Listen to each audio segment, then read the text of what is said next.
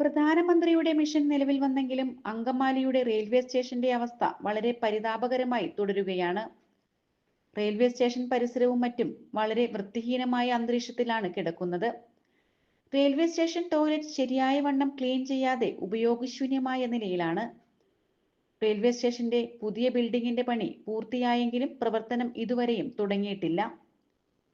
Railway പ്ലാറ്റ്ഫോമിനിടയിലൂടെ railway course കടന്നു പോകുന്ന ഏക റെയിൽവേ സ്റ്റേഷനാണ് അങ്കമാലി. ഒരു റെയിൽവേ ഫ്ലൈ ഓവർ ഇല്ലാത്തതിന്റെ ബുദ്ധിമുട്ട് പ്രദേശവാസികൾക്കുണ്ട്. മഴക്കാലമായതോടെ ഡിസ്പോസിബിൾ ഗ്ലാസുകളിലും മറ്റും വെള്ളം കെട്ടിക്കിടക്കുകയും കൊതുക് മുട്ടയിട്ട് വിരിയുകയും ചെയ്യാൻ സാധ്യതയുണ്ട്. ഇതുമൂലം പകർച്ചവ്യാധി ഭീഷണിയിലാണ് ചെമ്പന്നൂർ നിവാസികൾ. ഇതിനൊരു ശാശ്വത പരിഹാരം ഉണ്ടാക്കാനായി റെയിൽവേ അധികൃതർ ശ്രദ്ധിക്കേണ്ടതാണ്. പല വികസന പദ്ധതികളും അങ്കമാലി റെയിൽവേ സ്റ്റേഷനെ മുൻനിർത്തി വന്നിട്ടുണ്ടെങ്കിലും എല്ലാം പ്രഖ്യാപനങ്ങളിൽ ഒതുങ്ങുന്നതാണ് ചരിത്രം. കേരളത്തിൽ തന്നെ ഏറ്റവും കൂടുതൽ സീസൺ ടിക്കറ്റ് വിറ്റഴിക്കപ്പെടുന്ന റെയിൽവേ സ്റ്റേഷൻ കൂടിയാണ് അങ്കമാലി.